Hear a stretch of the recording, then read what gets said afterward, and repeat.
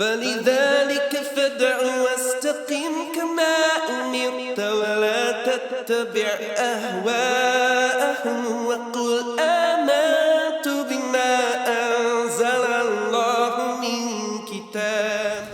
بسم الله الرحمن الرحيم. الحمد لله وصلى الله وسلم على نبينا محمد وعلى آله وصحبه أجمعين. So inshallah we'll start off with Matan Al-Waraqaat, and this is by Abi Ma'ali. This is the name, or Imam Al-Juwayni, and this is small couple pages. It's called Waraqaat because of course means like a small number of pages. And this is going to be where we start off with. And the reason I wanted to start off with this before we start off with fiqh and Matan Abi Shuja is because the introduction to fiqh is also in here. So our first lesson in this will encompass the introduction to fiqh before we get started into the Matan Abi Shuja. And so we'll put these two together, and we'll probably finish Waraqat before we finish before we finish Matan Abi Shuja, because that of course encompasses a lot more chapters as opposed to Usool Al-fiqh. It's relatively easy to study, because everything that we study in fiqh will be something that is overall encompassing. It encompasses everything. Or in Usool Al-fiqh, it encompasses everything, as opposed to when we're studying fiqh in and of itself, there's going to be a lot of things that are individual chapters that won't necessarily apply to everything else. Alright, and so before we start off with the actual text here, we'll start off with the mabadi, which is like the beginning, or the things that we start off with in the beginning of ilm Usool Al-fiqh. And so, of course, knowing what we're studying before we study it is important. And I don't want to go too into details at the very beginning, but just so we have a general understanding of what we're getting into before we get into it. So in general, like what we would say, what is Usool Al-fiqh? It's the ways of coming about with fiqh. Like, how do we get to the rulings in fiqh ala sabil al-ijmal? And this is in a general way. This is not something that's in specific for this thing or this thing or this thing, but it's rather in a general way. That's what ijmal would mean. وَكَيْفِيَةُ الْإِسْتِدْلَالِ, and how are we using the different adillah that we have, or like the different evidences? How do we get the ruling from the evidences? So how do we get that? As well as the different types of So, and this is we'd have the different ways that we get understanding and rulings from that, as well as the different things that we would need to understand as someone who's getting the rulings from them, as like a mujtahid. If we ever get to this level of ijtihad, we have all the tools in our belt that we need to actually do ijtihad. And this is of the importance of Usool Al-fiqh. It gives you these tools, and it also tells you at the end of this Matan Waraqat, we'll talk about what are the tools that he needs to have in his belt for him to actually be qualified to do ijtihad. And this is of the things that Usool Al-fiqh will talk about. We'll talk about this. And also the things that Usool Al-fiqh talks about is it talks about the different evidences that get us to what we're looking for, such as like the Quran, the Sunnah, how do we understand them, and also like ijma', which is consensus, as well as qiyas. And we'll talk about what is qiyas, when can we use it, when can we not use it, and what is a good qiyas. And then there's a couple other evidences that come after that, which are kind of stem from these. But these are the main four that we'll talk about, and there's a couple other ones such as istishab and some other evidences that are like general that we'll talk about. And some of the benefits, like what are the benefits of like Usool Al-fiqh?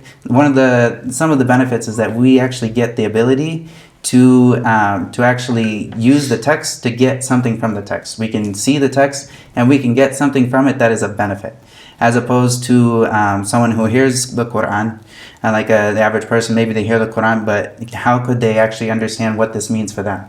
Without Usool Al-fiqh, they won't be able to use this text in a way that benefits them. They have to go to somebody that is qualified or understands, so that they know that they're using it properly. And so this is of the benefits of Usool Al-fiqh, and it also gives them the ability to come to the text with a sense of knowledge and of understanding, as opposed to just being someone who blindly follows. Of course, Allah tells us, فَاسْأَلُوا أَهْلَ الذِّكْرِ إِن كُنتُمْ لَا تَعْلَمُونَ. So if we don't know, then we go and ask أهل الذِّكْر. And so, of course, we do this when we're at this beginning stage, but when we can come to a point where we can actually see it for ourselves, this is something that's a much greater level. And of course, as Tulab al-Ilm, inshallah, we get to that point where we can see where the evidence comes from and see what's the strongest evidence.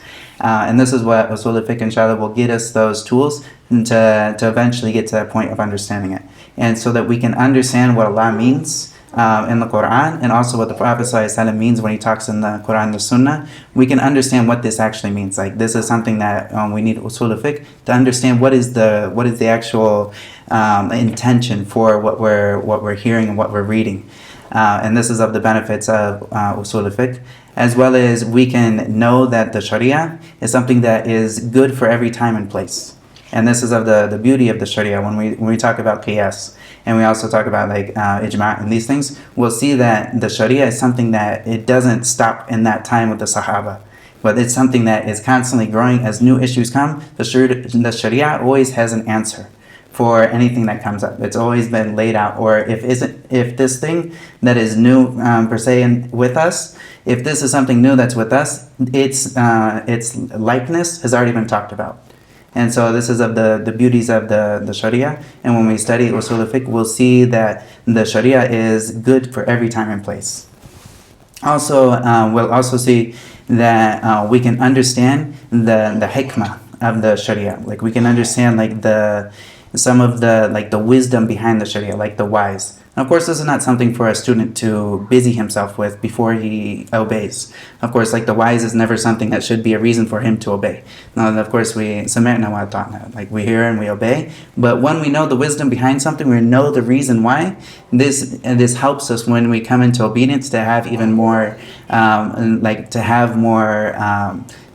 effort. We can put more effort into it, and we can see this, and it will be much easier for us. When somebody understands like what is the wisdom behind riba being haram, when they see what happens outside in the world when people work with riba, and they see the amount of fasad and the amount of like slavery it causes with people, and then we can see the wisdom of that, and it helps us understand, wow, we were really on something that was very, very wise beforehand, and it lets us see the wisdom of Allah. And this is of the most beautiful things that are like one of the biggest evidences that Islam is the truth, is the Sharia itself. Like, if we look at the Sharia, we'll see that it follows a fine line of justice, like a justice where nobody is wronged on this side and nobody on this side, but it follows a very, very strict line that is impossible for a human to come up with. And so these are some of the benefits, as well as some of my shuyukh, they say this is Usool Al-fiqh, and this is the foundation of understanding. Like, Usool Al-fiqh, yes, we use it for fiqh because we need to use it for fiqh, but this is something that doesn't stop with fiqh. You'll see when you go into and you want to study ulum al-Quran, you have to have Usool Al-fiqh. This is something that Usool Al-fiqh is absolutely important for you to study ulum al-Quran. If you want to, because a part of ulum al-Quran, a lot of it is talked about in Usool Al-fiqh, such as nasikh wal mansukh. And so you'll see this in like am wal khas, mutlaq wal muqayyad. These are things that are all talked about in tafsir and in ulum al-Quran. And this is something that will open the doors for you to understand things and the meaning of authors as well. When authors talk about things in, say, books of Nahu, or in books of Mantiq, or books or any book, this will help you understand how to pull the meaning out of what they're saying. And this is of the beauties of Usool Al-fiqh, that it is like the Usool Al-fiqh. And so this is one of it enters into so many different ulum that it's very, very beneficial. And also, what is the relationship? So we talked about what is Usool Al-fiqh, we talked about what are the subjects that are talked about in it, and also we talked about some of the benefits and some of the relationship of Usool Al-fiqh to the other ulum from the Sharia. This is of the ulum al-alat, which is of the ulum that is in service to the other ulum. So we don't study Usool Al-fiqh because this in and of itself is ibadah, but rather we study this because our ibadah needs it. So we want to learn about fiqh. We need to learn usul al-fiqh so that we understand how to understand the evidences when they come and how do we work with them. So this is something that يختم علم الفقه وغيره. And so this is something that serves the ilm of fiqh. It serves fiqh, and it also serves other than ilm of fiqh as a service. So there's certain, of course, all of the ulum of the Sharia are broken into two big categories. One is it's ulum al-maqsuda, and these are the ulum that they're intended for their very purpose, such as like tafsir. This is of them, ulum al-fiqh. Also aqidah. These are things that are intended for their very existence, us to understand Allah, who is Allah, and also what did Allah tell us in the Quran, and also how do we worship Allah. This is something that is the goal. But then there's other ulum, such as ulum al-Arabiya, such as nahu, sarf, and also usul al-fiqh, which is something that helps us with those other ulum. And so that's the relationship between usul al-fiqh and fiqh, as this is something that will help the other things. And it's something that for us to understand fiqh, it stops with our understanding of usul al-fiqh. So of course somebody can memorize the mutun of fiqh and they can understand this is the qawl, this is what Imam Shafi'i says in this, and they can run with this. But if they don't learn the whys, they're never going to be a faqih. It just won't happen. No one can be. They'll be a hafid al-masail, which is someone who memorized the rulings. And this, of course, this has a limited benefit because there's going to be new issues that come across that no one ever saw before, and unless they have the ability to work with the adillah, they won't be able to respond to anything new. They'll just be parroting what they heard the other people say. And of course, that's kind of like a computer, and a computer has its uses. And then also the fadlu usul al-fiqh is that it is of course like tafaqquh fi din is something that stops without usul al-fiqh. So since we need for us to have fiqh in the deen, we need to have usul al-fiqh, then this is something that is that has that same fadl or that specialty, and that is for fiqh is also the same one that is for usul al-fiqh, because this is something that goes hand in hand with each other. And the person who's the founder of usul al-fiqh, as we would say, of course, the Sahaba are the first people, and the Prophet ﷺ, of course, these are the first people that used usul al-fiqh, but as writing it down as a ilm in and of itself, and putting it and talking about the different issues one by one. And usul al-fiqh, this is something that didn't happen in an actual a book format until Imam Al-Shafi'i. Imam Al-Shafi'i, with his book Al-Risala, he put together the basics of usul al-fiqh and how do we look at different. He brings up in Risala, he'll bring up like an ayah, and then he'll bring up the different hadith that have to talk about this, and how do we put all these evidences together and understand these together. And he's the first one who did this. And so a lot of people, they would say that Imam Al-Shafi'i is the welder, or like the founder or the first person who wrote in usul al-fiqh, and everyone that comes after him, they go back to him, and he's the first person of usul al-fiqh. And this is of the beauties of course the madhab al-Shafi'i, is that Imam Al-Shafi'i actually wrote down the madhab, as opposed to the other madhahib. These aren't ones that the Imam actually wrote down all of his views in it. And of course, in the Maliki madhab, you have the Al-Muwatta, and it has a lot of the views of Imam Malik inside of it, and also, of course, what he talked about with his students and whatnot, and what they carried from him. But as like a book that he puts down his usul, or like where he's coming from and the reasons he comes with these rulings, this is something that is specific to Imam Al-Shafi'i. He's the only Imam that had written down his own usul, as well as he wrote other books and actually made this, and he was actually making a madhab. And this was of his intention, is that he made something that was firm and standing, and an actual something to go back to and refer to. And of course, Imam Ahmad, this was something he was, of course, he's an Imam and a great muhaddith, but he had also talked to his students and told them not to write down his fatwa. So it was kind of after he passed away, his students actually gathered his fatwa and put it together, and they made a madhab afterwards. And of course, all of these views, and of course, there's more than just the 4 madhabs that we have. There's also many more than that were there, but the only ones that actually stayed and actually passed the test of time are the 4 madhabs that we know now. And of course, the Dahiri madhab, it was at one point in Andalus. It was something that was like it had some weight, and then now it's pretty much been left to the books. For the most part, there's nobody who really teaches it in a big way, and of course, it hasn't gotten a ton of attention. And of course, a madhab takes a lot of attention for someone to get it, for it to actually be something that we can go back to. So it's like we can't necessarily take the aqwal of Ibn Taymiyyah and make a madhab, because there's not the pieces to do that. Of course, we can take his views and we can put them inside of the Hanbali madhab, but you can't really make a new madhab anymore, because all of these have been put together. And of course, going into the reason that we choose madhabs is for studying, for the most part. Like for a student, as I mentioned before, and the student, when he studies a madhab, he will actually have a cohesive picture that he comes with when he looks at fiqh, as opposed to taking this sheikh, and this gun's going to go in this way, and this one's going to go in this way. But if he picks a madhab, then he can see something that has been peer-reviewed in a certain sense. Like you're not following a sheikh, you're following shuyukh. Like this is a whole madhab that people have talked about these things, and they've had their debates, and they debated outside the madhab, and they've debated inside the madhab, and they've come up with this and they've passed a lot of tests. Of course, this isn't to say that whatever they say is the mu'tamad is actually the correct thing, of course, but of course they're liable to make mistakes. But having a madhab is like a peer-reviewed research, as opposed to just following whoever the sheikh is that understands it in this way or in this way. And you don't necessarily know his usul. Where is he coming from? You wouldn't necessarily know unless you had to talk to him and whatnot.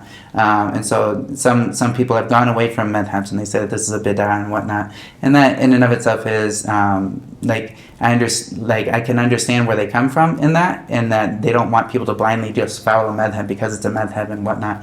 But at the same time, the madhab is the greatest tool for a student of knowledge to learn fiqh, like to learn it in a madhab. And then if he gets the tools where he can make ijtihad, then he goes and makes ijtihad, and he is bound to do what he's able to do in that.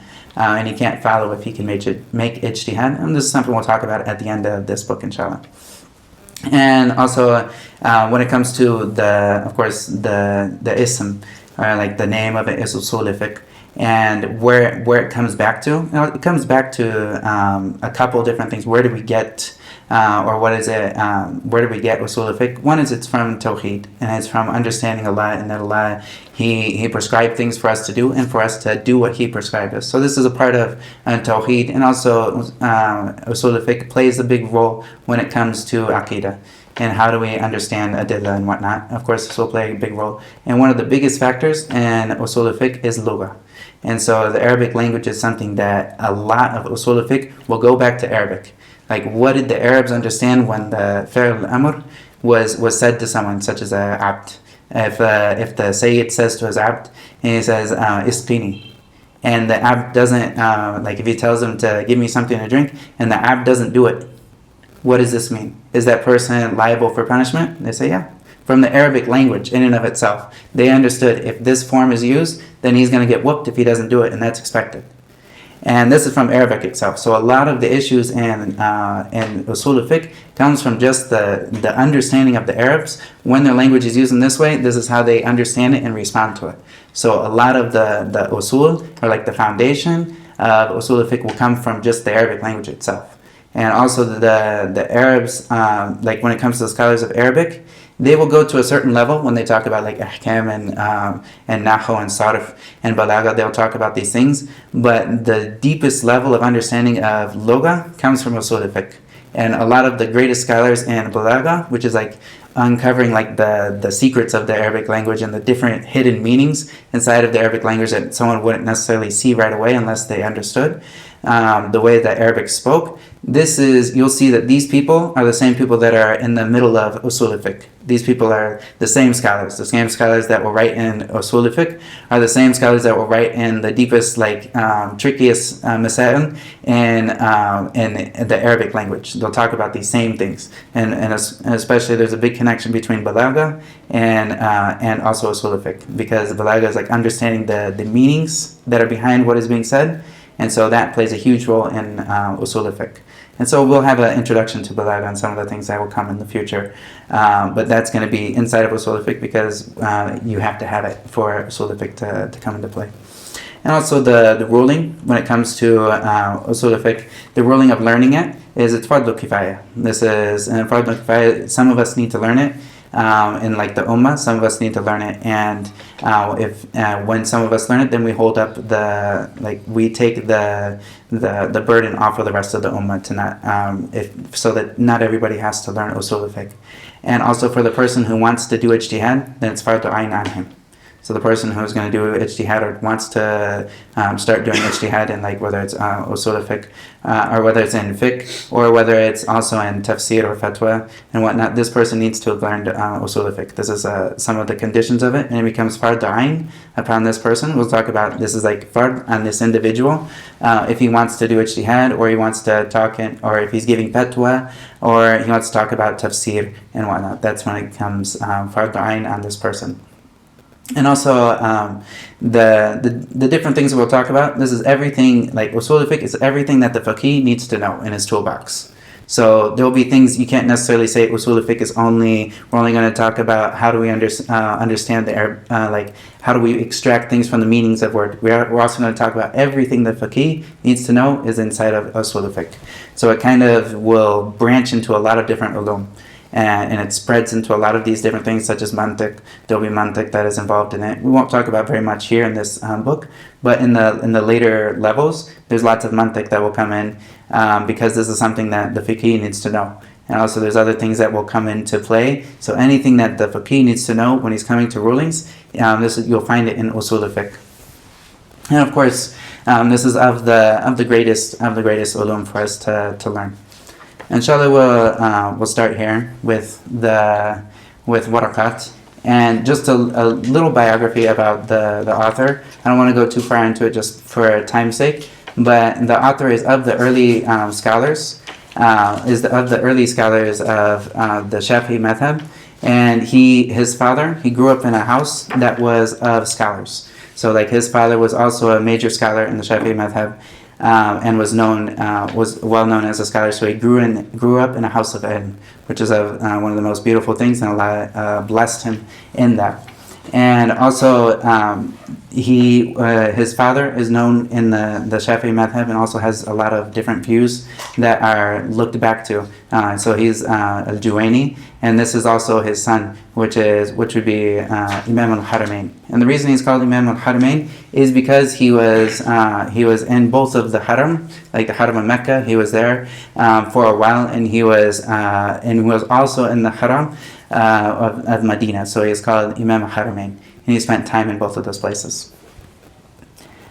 And he also has other books as well. In Al-Waraqaat, this is a small book that he wrote for beginners, but he also has a couple other books such as Burhan and other books that he's written within Usool Al-fiqh and also within the Shafi'i madhab.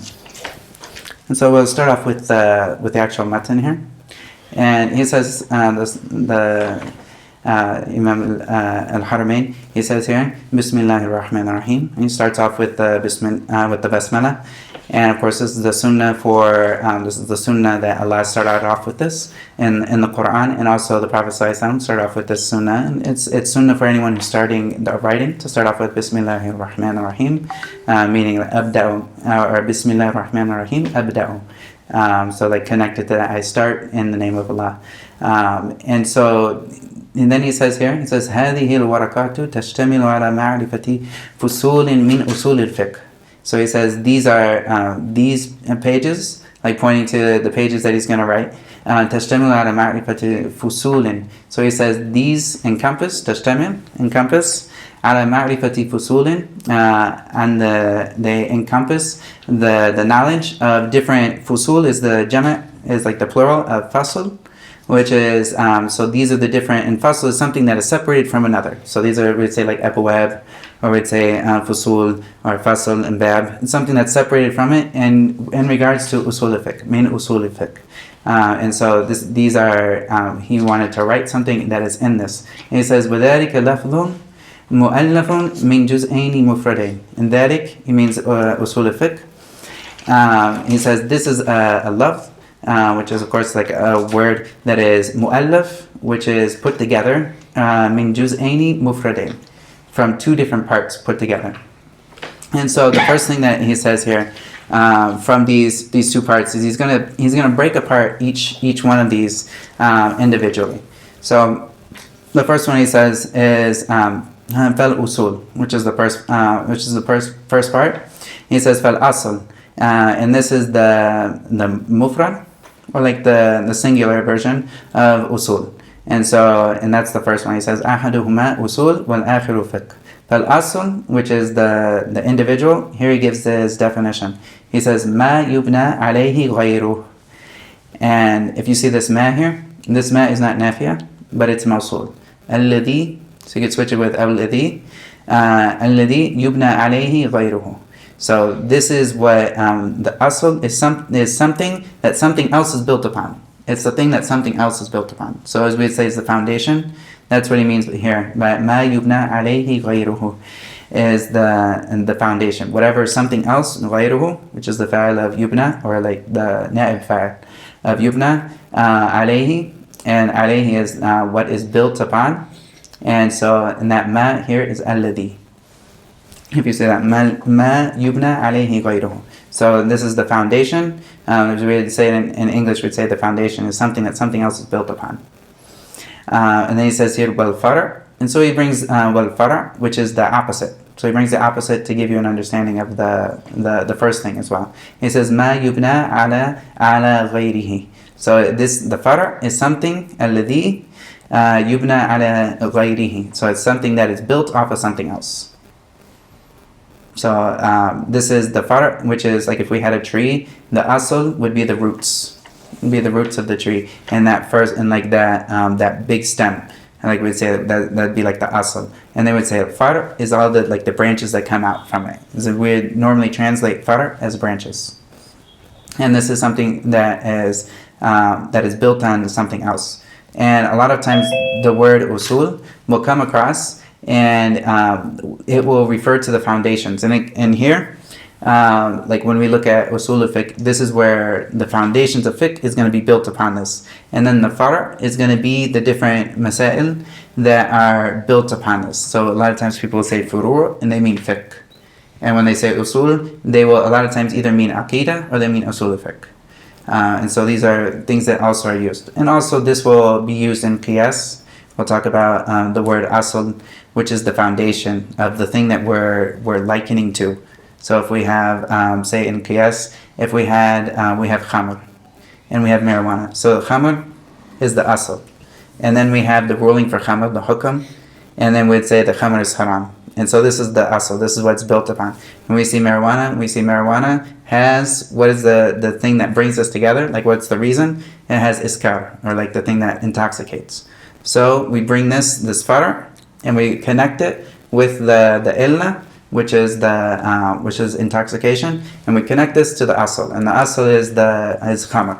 So we say this is like khamr, so it takes the ruling of it. And so that we'll say the word asl, and we'll say far'. So the marijuana would be the far' in this point, and then we'd have the asl, which would be khamr. And so these are some of the terminologies that will be used in the future when it comes to this word asl. But here, this is referring to, he wants you to understand the basic meaning of usul al-fiqh. Yeah. So usul al-fiqh is the foundation, and that's where the rulings come from. Mm-hmm. So it's the foundation of where we pull our rulings from. And so that's of the meanings when we talk about asl. And he wants to bring it first, the author here, he wants to bring first and foremost bring the individual. So we have Usool Al-fiqh, and this is mudaf ilayh. And so he wants to bring each one individually. So he says juz'ain murakkabain, or it's mu'allaf min juz'ain. So this is something that's made up of two parts. So he wants to pull out each part and say, what is it? And then he's going to put the two parts together and what they mean together. And so here, the next thing he's going to say after that is he says, وَالْفِقْهُ مَعْرِفَةُ الْأَحْكَامِ الشَّرْعِيَّةِ الَّتِي طَرِيقُهَا الْإِجْتِهَادِ.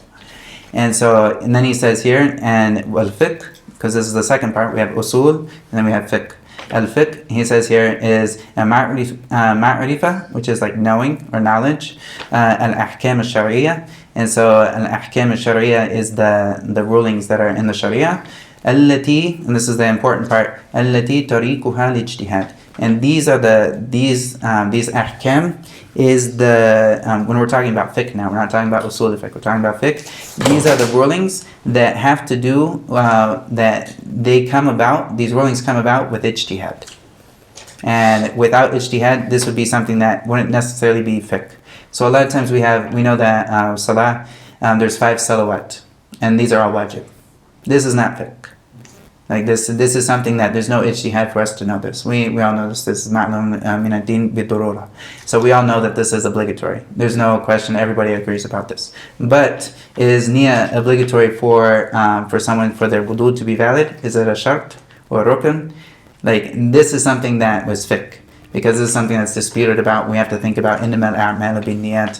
Think about that actions are only according to their intentions. Does this apply with wudu, or is this something that is only applying to ibadat that are intended? So this is where fiqh comes into play, where the issues of ijtihad come into play, and of course this is where the differences of opinion come out, such as like niyyah in wudu, and also in al-Mahalli he mentions here وَأَنَّ الْوِتْرُ مَنْدُوب. That witr, the witr prayer is something that is mandub or mustahab. It's something that's not obligatory. So some people have said no, it's obligatory because the Prophet ﷺ, this was something that he would blame the person who left it. Or this is something that a lot of the imma, they would see someone who leaves witr and they would see this person as an evil person. So some people thought that this was something that's obligatory. If something is blameworthy, if you leave it, then this is probably something that's obligatory. So this is a difference, and since this difference of opinion comes in, then this takes fiqh to know that it is mandub, that it's not obligatory, but rather someone is rewarded for doing it and they're not punished for not doing it, as we'll talk about. And also, and that someone needs to have their niyyah for Sawm before we fast in Ramadan. We need to have the niyyah the night before we enter into Sawm. Like this ruling here is something that it's a part of, that it's a shart for Sawm Ramadan, that this is something that is a part of fiqh, because there's difference of opinion here, and it takes understanding of how would we come to this conclusion. So this is where fiqh is, but it's not necessarily in Sawm itself. Is it obligatory Ramadan? Everybody knows this. It doesn't take fiqh. But we'll see when we open up a book of fiqh, we find Sawm there. We see it's obligatory. But this is to help the student when he's learning, to put everything in order for him. Because if only fiqh was in there and there was no the things that we all agree upon, it would be hard for him to learn outside of that. So of course, having these things that are that take fiqh, we'll find these are the things that are discussed in great detail, and the things that are understood. Like this is, everybody knows that Sawm Ramadan is obligatory. And also zakah. And that is zakah. Some of the other examples that Mahali gives here is, he says, "One is zakatu wajibatun fi mali sabi." So so you have a kid and he has a bunch of, and say his father passed away and left him a mirath. So he has a bunch of money that is his, but and it's over the nisab. So he has to pay zakat on it, even though he's a kid. And of course, this is a difference of opinion. Of course, in the Shafi'i madhab, he has zakat. There's zakat in his money, and he's got to pay zakat. If he's got the money over the nisab, he has to pay zakat every single year when it comes around. And so this is something that takes fiqh. We know that zakat in general is wajib, but for this person, this is something that we have to look at the adillah, and we look at the evidences to come to that. And he gives some other examples of this. And these are the basic places where there's khilaf. He says, وَنَحْوُ ذَلِكَ مِنْ مَسَائِلِ الْخِلَافِ. Mahali, he says that. And like these masail, or like these issues, from things that are that are disputed. These are the things where fiqh is actually, that plays a role.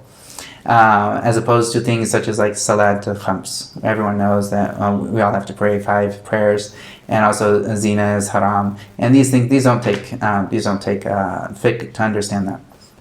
And also when he says here, the next thing, so we understand usul, we also understand fiqh here. And so the next thing he's going to go into is ahkam. He's going to go into the 7 different ahkam that he brings here. There's more than 7, but he brings here 7. Are there any questions about anything we went over? Go ahead. Ahkam. So ahkam is the jama' of, it's the plural of hukm. And in general, there's 2 types of hukm. There's a hukm that has to do with the person, and like the individuals. And this is something that's called taklif. So the ahkam al-taklifiyya, and then there's ahkam al-wad'iyya. And there's these 2 different types of ahkam. And so let me see, I'm going to write these up here. And this is the next section that we'll go into, inshallah. This good here? So we have ahkam. And let's see.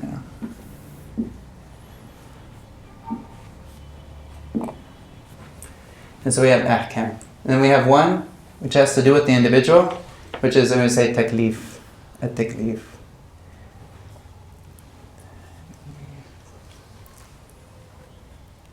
And so we have a taklifiyya, and we can say that.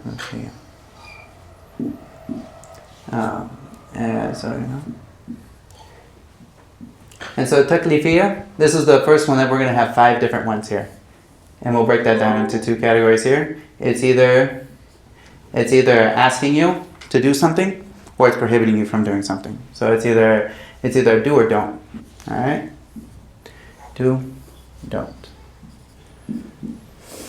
And then under each one of these do's and don'ts, there's, if you do it, if you do it, then you'll get a reward from it, and that's agreed upon in each one of these. But if you don't do it, if not, then there's a punishment waiting, and this is the next one. And this is that it's a must. I'm gonna say it's a must here. And this one, it's better, or it's good. There's no it's good for you. So we have a do, there's a must, or it's good. And then we also have a don't. And we have that if you don't do it, if not, there's gonna be a punishment. So if not, there's a threat. All right. That's one that's with the threat. And there's another one which is don't do it because it's better for you. There's no threat involved, no problem. So I'd say like no problem. If you don't do it, no problem. And so this is taklifiyya, and normally it will come in these 2 different areas. And there's one in the middle that's not really a part of it, but it's do as you please, and say as you wish. All right, as you wish. All right, and so these are the different categories, and we put this in the middle. Technically, it's not from it, but we put it in the middle so that everything falls into place. Every single action will fall into one of these categories. And so the do, the must, this is wajib. Wajib, we could say it's wajib. Wajib, we'd also say fard. The same thing when it comes to us Shafi'is or Hanbalis and everybody, except for the Hanafi. They say wajib, fard, same thing. These are the same thing. This means the same thing. Wajib, fard. Sometimes they'll say hatam, which means that it must be done. These are the same. So we say fard, wajib, hatam. We'll talk about the definition that the author here gives. And we also have good. We would say this is mandub, as the author mentioned here previously, or mahalli. Mandub. And so we have mandub here, and we also have another one would be mustahab. Mustahab. And also mandub, we could say nadb.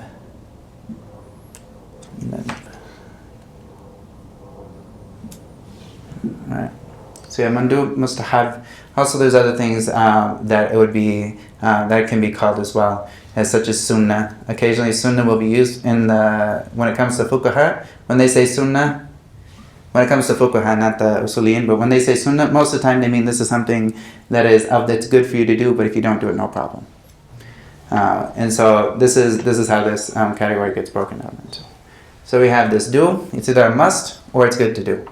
And of course, everything that you do here, there's a reward involved in it. If you do it, there's a reward for you. Of course, you have the intention, that's proper.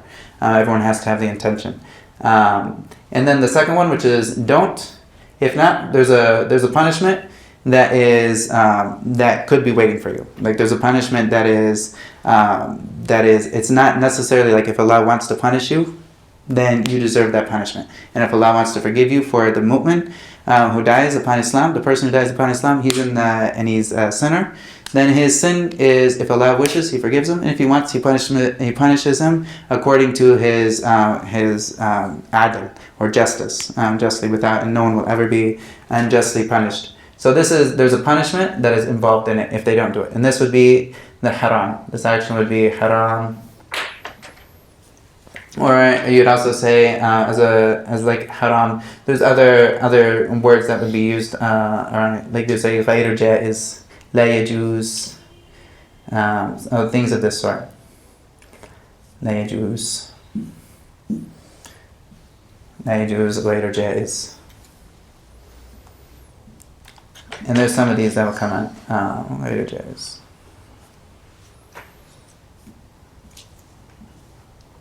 All right, and in haram, and there's or mahdhur. I think he used the word mahdhur here. Mahdhur. Mahdhur, which is something that is warned against. And so then also the no problem. This is makruh. I'm gonna call that makruh. If they don't follow it, then it's better that they follow it, of course. But if they don't follow it, there's not going to be a punishment involved in that.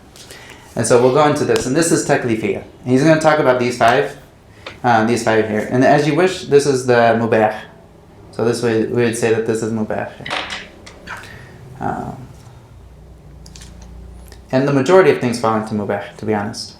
Like the things that Allah has made, that He's made permissible are more than we can count. And the things that Allah has made impermissible, these we can count in general.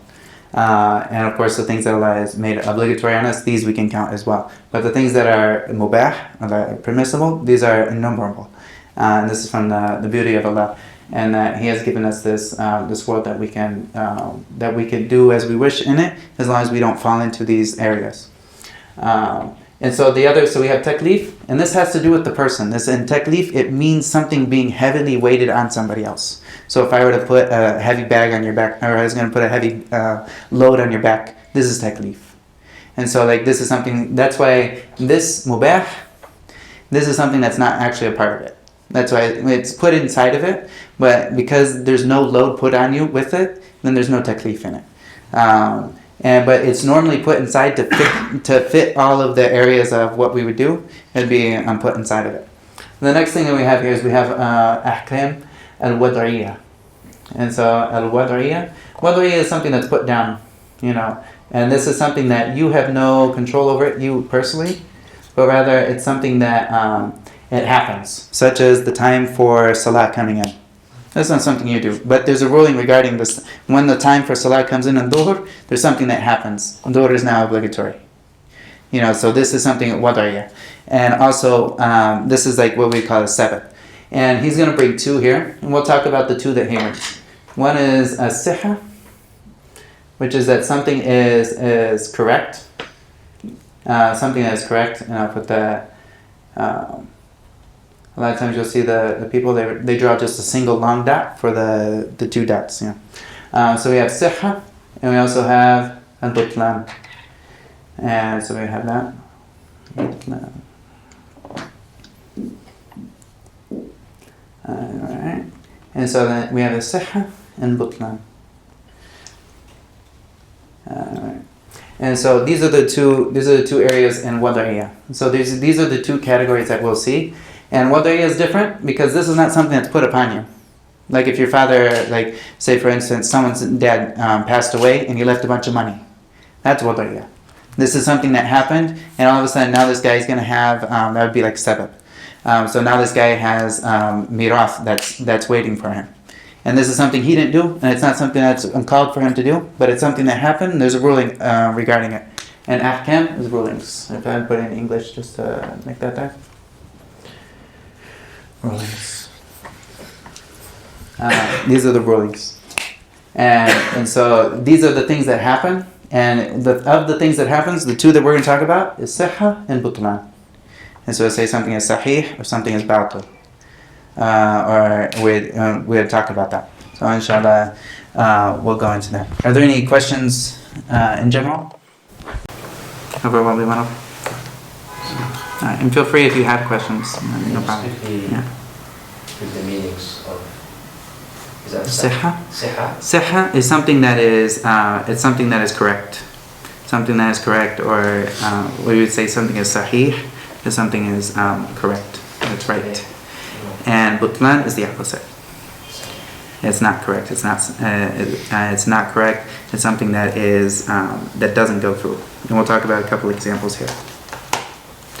So the author here, he says, and so here he says, وَالْأَحْكَامُ الشَّرْعِيَّةُ سَبْعَةٌ.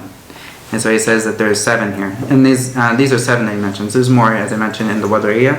There's more, and there's another one that is sometimes mentioned in Taklifiyah. But for now, we'll talk about these 7. And of these, the first one he says, Al-Wajibu, Wal-Mandub, Wal-Mubah, Wal-Mahdhur, Wal-Makruh, Wal-Sahih, Wal-Fasid.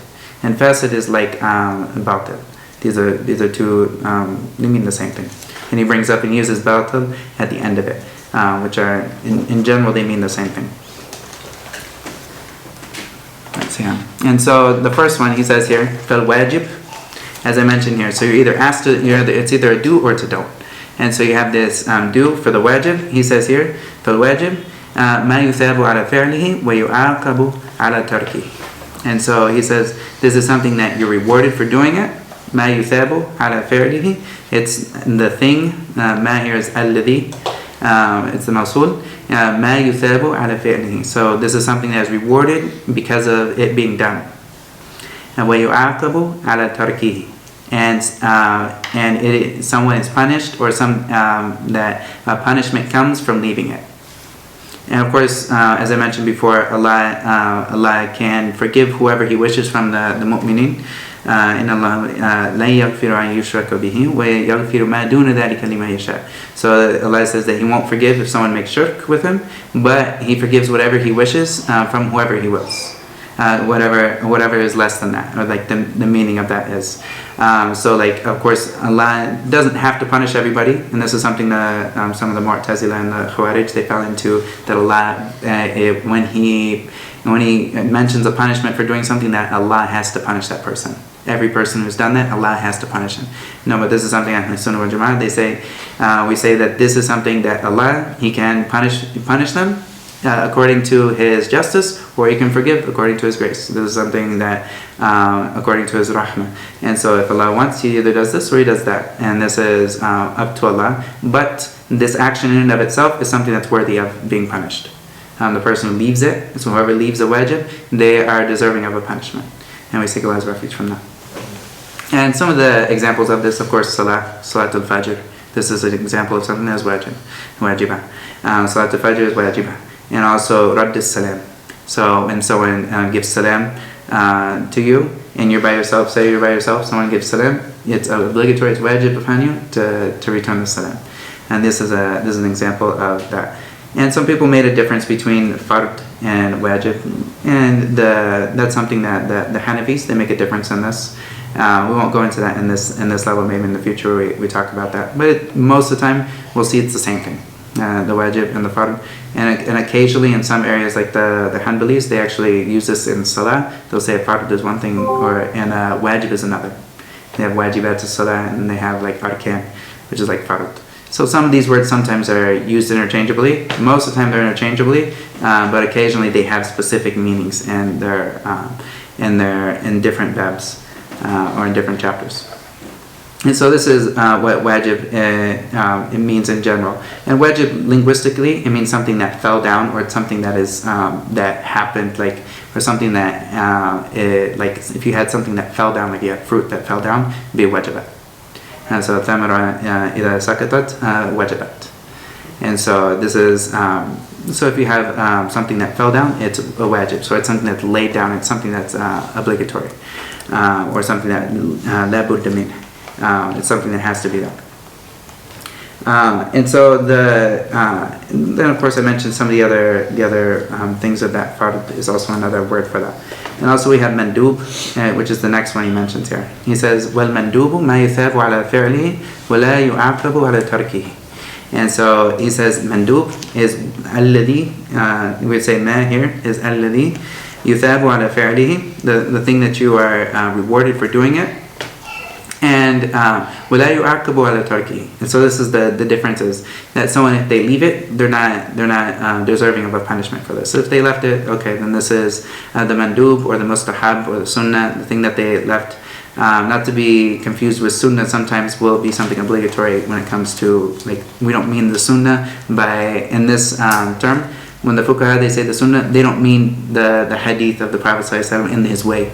They mean the extra things that he did that were above, that were above and beyond what is obligatory. So this is there's a istilah, a mustalah for the fuqaha that is different than for like the muhaddithin, or when we talk about sunnah in aqidah. A sunnah is in aqidah, it means like the truth, or like the way of the Prophet ﷺ. There's no ifs, ands, or buts about it. And so, of course, but when we say sunnah, when it comes to fuqaha, they'll say there's sunan. They mean mandub. And so it's the wording. There's no problem with using different terminology in that. But someone should understand when someone says, "Oh, it's just sunnah." Sometimes this has the wrong ring.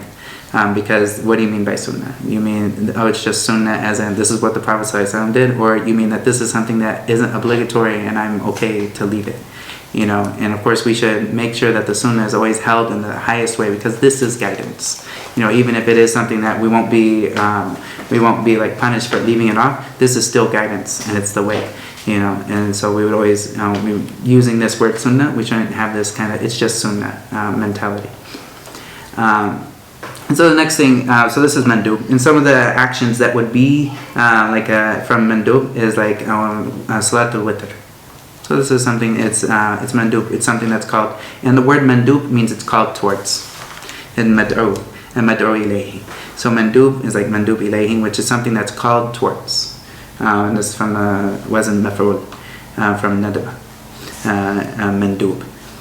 And so this is something that's called towards. And something you're called towards, and if you answer it, then you'll be rewarded. And of course, and if you don't answer it, there's no problem with that. There's no iqab that is waiting for someone on that. And also another example is also like memorizing Quran. Something that's mandub. This is something that people are called to do, and it's good for them to do. And of course, they'll find barakah in their life when they memorize the Quran and they have that close relationship with it. Well, the person who doesn't memorize it, they're not sinning for that. In general. And also wabadu salam. So someone, when they start with, they give the salam, they're the first person who gives the salam. In this case, they are doing something that is mandub. Like this is something that is mustahab for this person to start off with the salam for the people. And this is something that's mustahab. And of course, this is better than returning it in this case, which is this is a scenario where the mandub is actually like you're actually given more reward for the mandub than the wajib of returning the salam. This is one of the rare scenarios. But in general, the wajib usually has more reward. In general, the most loved actions to Allah are the ones that maftarada ala abdihi. The ones that He made wajib or fard on His abd. These are the ones that are most loved for Allah, and first and foremost. And then the abd, he comes closer to Allah with the things that are mandub until Allah loves him, as the Hadith al-Qudsi says. This is at the end of Arba'in al-Nawawi. That this hadith is mentioned, that Allah says that the most beloved actions for me are the ones that I've made obligatory on my slave or my worshipper, then he will come closer and closer to me with the sunnah, or like the other things, nawafil, which is also nafila, is also something like mustahabbat. Comes closer to me until I love him, and then of course with the rest of the hadith. And so these are things that are great for someone to do, and also nafila is another one of the words that is there. He says for the next category, as I mentioned, this is the one which is do as you please in this area, and so this is when you either do it or you don't do it, no problem. And this is the mubah, and he says here, wal mubah ما يثاب على ما لا يثاب على فعله ولا يعاقب على تركه. So he says here that the mubah, which comes from the word like you have ibaha, which is something that is made permissible, and then you would have abaha, which means made permissible from the fi'l al-madi, and then the fi'l, when you have the maf'ulun bi, or the mabni lil maf'ul, so ism maf'ul would be mubah, the thing that is made permissible. So that's permissible. And sometimes you also have the word jaiz. This is another word that they'll say this is jaiz. Yajuz and yaf'al kada. So like it's something that is okay for someone to do.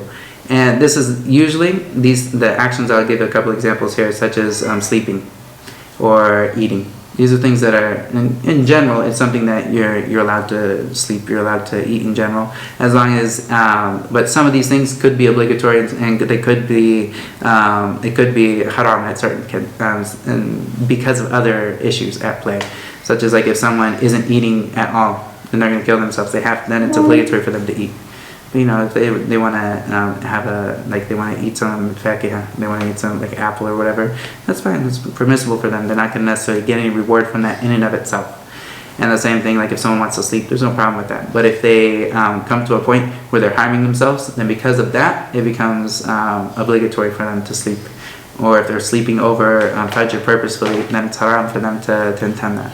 And things of that sort. So it can change, the mubah can change because of other factors, but in and of itself, it's not something that is prohibited or called for in and of itself. But for something else, such as if I go to sleep with the intention of waking up early for Fajr, and also so that I can study well in the morning, and then this is my intention with sleep, then I get rewarded for this.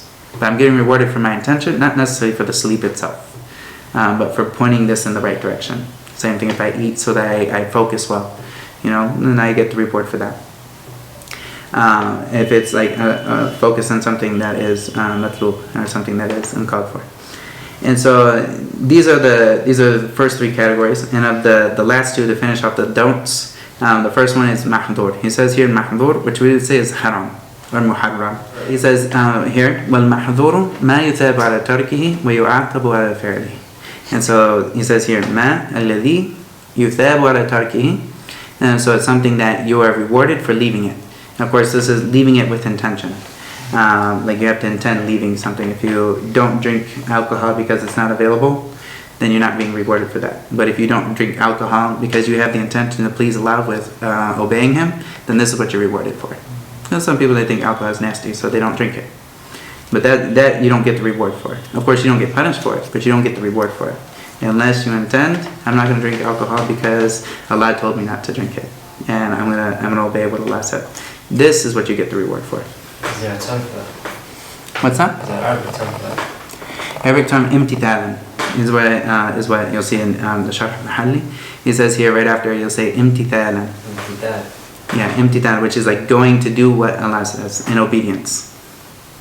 And this is something that the shart for thawab, like the condition for the reward, is the condition for the reward for leaving something is you have to have niyyah for it. You have to intend that you're leaving this for Allah's sake. And of course, if someone intends to go commit zina, but if someone intends to go do it, and then they can't find their car breaks down on the way, and they don't do it, and they had the intention to do it, but they don't do it, are they rewarded for not doing it? No, there's no reward. They're actually punished for having that intention to go do something that's haram. But in the case of if he was staying away from zina and keeping his eyes away from things that are prohibited from him, and lowering his gaze for the sake of Allah, this is what he gets rewarded for. And of course, he doesn't get punished for anything that he, like if he doesn't have any intention. He's not going to get punished for not doing something, for not having the intention to not do something haram. But then the other part of the, here, so that's the first part, مَا يُثَابُ عَلَى تَرْكِهِ. So this is the thing that you would be rewarded for leaving it, of course, with the intention. وَيُعَاقَبُ عَلَى فِعْلِهِ. And he mentions here, and he mentions here that and that you would be punished for doing it. Or he says here وَيُعَاقَبُ, and it's punished for doing it, and the thing that is punished for its and being done. And so, of course, as we said before, if Allah wishes to punish them, then they're punished. And if Allah doesn't punishment for the believers, then this is something that they're left in the Mashi'atullah. And so they're left with what Allah wills. إن شاء يرحمهم أو يعاقبهم أو يعذبهم. And so this is something that if Allah wills, He forgives them, or He forgives them, or He punishes them according to His justice. And these are so this is the one side of the don'ts, and then the other side of the don'ts, which is as I mentioned here, that there's no problem if you do it, but it's a recommendation. It's like a recommendation. This is the makruh. And some of the examples of makruh, here he says, مَا يُثَابُ عَلَى تَرْكِهِ وَلَا يُعَاقَبُ عَلَى فِعْلِهِ. It says what you are rewarded for leaving it, وَلَا يُعَاقَبُ عَلَى فِعْلِهِ, and that you're not punished for doing it. And this is the difference, that you're not punished if you actually do it. So some of the examples of this that you would be rewarded with the intention is like drinking standing. This is something that there's hadiths that talk about that someone shouldn't drink while they're standing. And there's also hadiths that said the Prophet ﷺ was seen drinking standing, sallallahu alaihi wasallam. And so putting these together, we see that if someone drinks while they're standing, it's better for them to not drink while they're standing, because of the hadiths that say don't do it. But the fact that the Prophet ﷺ did it shows that it's not impermissible. So we'd see that it's better for them to leave drinking standing. They should sit down when they're drinking. But it's something, if they do it, there's no harm for them doing it, but they're missing out on the sunnah.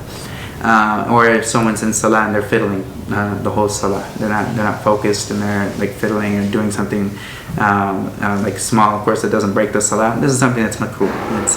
They're not going to be punished for this, but they're losing out on the reward of them leaving that and focusing and having that khushu'.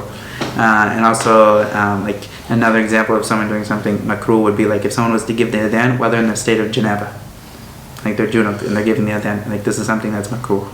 And this is it's a sunnah for them to have be in a state of wudu when they're giving the adhan. So this is another thing that's mentioned that is makruh.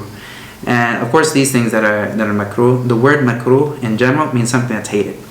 This is linguistically. But when it comes to the usuliyun, when they say makruh, this means something that they will say disliked. But in general, like the linguistic meaning is it's hated. But because of this, you'll sometimes find that the early scholars such as Imam Shafi and the early imams, they will a lot of times say akrahu dharik, and they'll say that I hate this. Akrahu. They'll use this word which is like makruh, like karaha. They'll use this, and what they actually mean by this is tahrim. They mean by this that this is something haram. And sometimes people, when they see like the sayings of the Salaf or of these early scholars, when they say akrahu dharik, sometimes they'll think that this means makruh, but this person is saying I hate this because it's haram. So it's important for someone to be mindful of some of the things that will be mentioned from the, like Imam Shafi talks about like the building masajid and qubur, like to build masajid on graves. He says akrahu dhalik, and when he says this, he means tahrim. But some people of the Sufi and whatnot, they'll take it and say, oh, it's makruh. But no, and like when you look at the rest of what he says around it, it's very clear that he's talking about hurma. But they use this because of the ayah that Allah talks about the people that say hada haramun hada halal, and so they don't want to fall into this person who's saying that's haram and this is halal, so they won't use the word haram, but rather they'll use akrahu, meaning that. And so these are the five here. and that he mentions here of the taklif, that are the ahkam al-taklifiyya. So the next thing, so we talked about the taklifiyya, and the next thing we're talking about is the wada'iyya. And he only brings two of them here, and this is fine for a beginner because the other ones aren't going to be used a lot. But these will be used a lot when we talk about fiqh, and we talk about transactions, and also in ibadah. We'll talk about the ahkam al-wada'iyya, which is the ahkam or the rulings regarding things that aren't called about for that person, but rather this is like a state of being for that person, and so, or for a thing or a transaction. So he says, وَالصَّحِيحُ مَا يَتَعَلَّقُ بِهِ النُّفُوذ وَيُعْتَدُّ بِهِ. And so this is the definition he gives for sahih. And sahih is like, if someone is sahih, then this person is healthy or they're sound. And so like sihha is what we'd say for the masdar, and sahih is like the sifa, or the adjective made from sihha, as I wrote up there. And so this is if there's a couple examples of sahih, he says here, ma yata'allaqu bihi nufudh. And nufudh is like that it went through. That it was like if you had a bank card, you put it into the ATM, and it got through, and you got your money, the transaction went through. That's nufudh. And so it went through. Your check cashed. In a way, that's what nufudh would be. And this is what is connected with that transaction happening. If we'd say it in that way, وَيُعْتَدُّ بِهِ, and that it is relied upon, that it happened. Like this is something that is relied upon. And so a couple examples of this, of something that is sahih, is we would say I made a sale with my car. Say if I had a car and whatnot, and I sold the car, and I accomplished all the things that are required of me. The car is my car, and I made sure that the price was set. We agreed on the price. We both we both made the transaction. We said, I'm selling you the car for this amount of money. He says, I accept. I buy the car for this amount of money from you, and I own the car, and he has the money. We do the transaction. It goes through. This person now has ownership of the car. So we'd say this transaction is sahih. This transaction is sahih. And like another example of something that is sahih is like aqd nikah. So we have nikah, and I want to make the aqd, which is like like what do you say, like the act, or like the actual what would you say, like the transaction of nikah, or like nikah actually being happening. So if I have the wali is there, and the woman's there, and then we have the transaction, we agree upon a mahr, we agree upon all the things, we get together all the conditions for nikah, and I'm allowed, I can she's not over 4 of the ones that I've married. And if I were to marry 4, but she's not the 5th one, and it's not her sister, it's not one of the sisters of the previous wives and whatnot, or she's not a mother-in-law previously. And all of these things. If all of these conditions are met, and there's nothing stopping me, and then it happens, the nikah happens with that, then we'd say this aqd, or like this transaction, is sahih. So this nikahun sahih. And this is one of the ways that we would say something is sahih. And also, if we have, say we have Sawm, so we have fasting. So I have a day, and I need to fast this in my Sawm. And when I come into Sawm, I made sure before I come into Sawm that I had my niyyah the night before coming into the Sawm the next day. I stayed away from all the mufattirat. I stayed away from all the things that are going to break my fast. And then I went through the fast, and at the end of it, I would say that this fast is sahih. Of course, sihha is different than qabul, and like acceptance from Allah is something that Allah knows best. We don't say that because something is sahih that Allah accepted it. But this is something Allah ultimately looks at our heart, and He knows what the intention is that we have, and we hope that Allah accepts all of our deeds. But we can say that something is sahih, but it doesn't necessarily mean that it is accepted with Allah. And this is another level of something that is like the acceptance is something that's separate from it being sahih, or like acceptable. You could say it's different than it being acceptable. Like sahih is that it's acceptable in the sense that you came with all the conditions that were called for you, and like the actual thing. But qabul, when it comes to acts of worship, this is something that ultimately your niyyah needs to be correct when you come into acts of worship.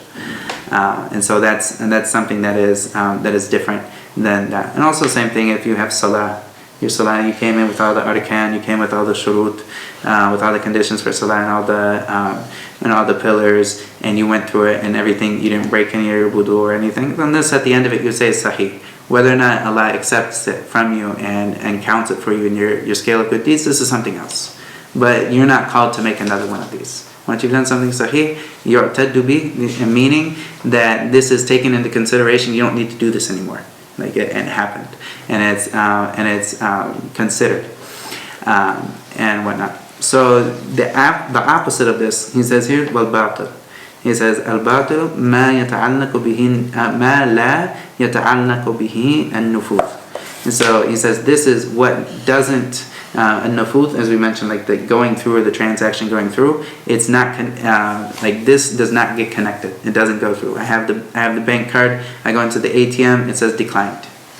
This action did not get accepted, and so because of something that was stopping it from being accepted. So in this doesn't go through. He says. وَلَا يُعْتَدُّ بِهِ, and that this is not considered as this action happened. So an example of this is if I go back to the car that I'm selling. This isn't my car. So if this isn't my car and I'm selling someone else's car, like this sale transaction that just happened with me and the other guy that I sold this car to, this wasn't my car from the get-go. So this transaction didn't happen. This you call it bay al-fuduli. It's just like someone sells someone else's property for them without their permission. Like they're missing a condition in fiqh shafi. This is something that doesn't go through. Ghayr sahih, it's batil. Like this bay is batil, and so or it's fasid, as we talked about before. He said, I think he said fasad, and he said fasid. So this is a bay that doesn't go through because I didn't have the condition. One of the conditions of bay is I need to own this property that I'm selling. If I don't own it and I don't have the permission from the owner, I can't sell this. It's not my property to sell. So that would be something that is batil. This bay is batil. And then another example of that would be like nikah bila wali. So if I were to say I wanted to get married to somebody, but her father's he's not happy with the marriage, and I go up there and I say, khalas, we don't need him. We'll just go through it without him. And so the Prophet ﷺ said, la nikah illa bi wali. And so, so he says that there's no nikah except with a wali. So if I go into this nikah and I don't have a wali, then this nikah is batil. Like this doesn't go through because I'm missing one of the arkan for the act of nikah. There has to be the permission of the wali, and the wali has to give the woman off in marriage. So this is something that would be an example of something that the transaction doesn't go through. This is not considered. This marriage is not considered as a valid marriage. So it's invalid. And of course, that's a whole nother, what happens if somebody does this, that's a whole nother discussion. And then also so if I have, and also another example is I have fasting for Ramadan, and I don't intend to fast in the night before. And like in fiqh shafi, this is something that this fast doesn't count. So if I didn't have the intention the night before to fast, then this fast doesn't count because of the hadith that the Prophet ﷺ said that there's no sawm for the one liman lam yubayyit. For the one who didn't yubayyit, or like tabyit, which is like that, having that intention for it beforehand. So the person needs to have the intention for him to fast, and that intention needs to precede the act. So sometime before the act, he needs to have the intention that he's going to be fasting that day. This is for the obligatory fasting of Ramadan in particular. And so the person who doesn't have this, then that day is not counted for him in fasting. Yes, he doesn't eat anything on that day because it's Ramadan, but he has to go make up that day because that fast was not considered for him. It wasn't taken into account for him. It was something that was fasted or batil. And so these are the different ahkam that he brought up here in these two different categories. First was the taklif, which has to do with the individual, and then then the wad'i, which has to do with the actual actions themselves, not necessarily what the individual's relationship to it, but rather the action itself or the thing that happens. And then he talks about these different terminologies, and these terminologies will come up a lot when we are studying Matan Abi Shuja. So you'll see these terminologies come up, and I'll ask you about this inshallah when we go through this. And do your best if you can for this to go over and look over the matan. There's also, if you want to listen to the matan, there's also recordings of that you can listen to. Someone like reciting the matan, if you are like doing something you want to review, and try to think about what he says. And if there's any questions you have, feel free to ask on the group chat and whatnot. And I want to make sure that everyone understands what we're going over, inshallah. Sallallahu alaihi wasallam, Nabiyina Muhammad wa ala alihi wa sahbihi ajma'in. Are there any other questions about anything related to the class before we go? Yeah, you mentioned the makruh, being disliked. How can we say Prophet ﷺ intentionally did something makruh? For him, doing it, in this time that he did it, he was doing it to show that it's permissible. So for him, while he's doing it, it's actually wajib. Because he's actually explained in the Sharia with his action. So for him doing it, we would not say it's makruh for him. Yeah. Because he's explained the Sharia. And in that point, he's making it easy for us. Because if he didn't do it, we would have expected that it is something that's wajib. So tabyin al-Sharia, wajib. Fi haqqihi. So this is something like him explaining it is obligatory for him. Yeah. So he's doing something wajib. But for us to do it, it would be makruh. Make sense? Yeah. That's a good question. How do we know? How do we make the difference between? How do they make the difference between what is makruh and what is practical? Like for example, you give sitting down and drinking standing. When we have differing, like we have we have a hadith that comes up that whoever drank standing, then he should throw up what he drank. This is a harsh hadith. Whoever drank standing, they should throw it up, And so this is a very harsh hadith. But at the same time, we have another hadith that Omar, I believe it was Omar, that he drank standing, and when he was asked, he said, "I saw the Prophet ﷺ drink standing." And so the Prophet ﷺ would never do something haram. So when we look at these two hadiths, how do we put them together? We don't throw away one of them. We don't go to nas, which is like throwing away one and keeping the other. But rather we go to bringing them together. We would say, in general, we sit down when we do this, and the Prophet ﷺ did this to show that it's permissible. So we have this. And sometimes, in general, we'll talk about this in the next couple lessons when we talk about amr wa nahi. That the amr, when we have a command to do something, this command, in general, without any other evidences, it means it's obligatory.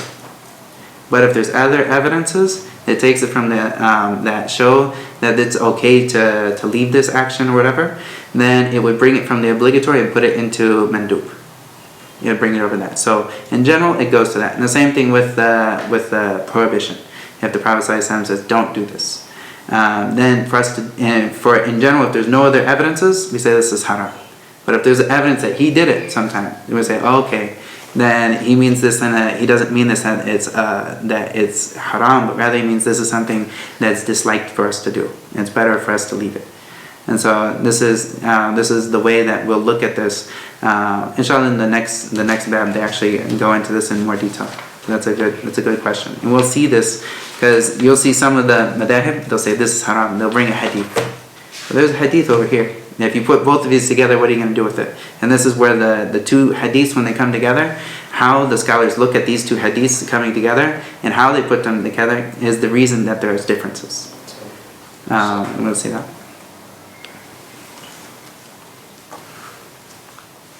Anything else?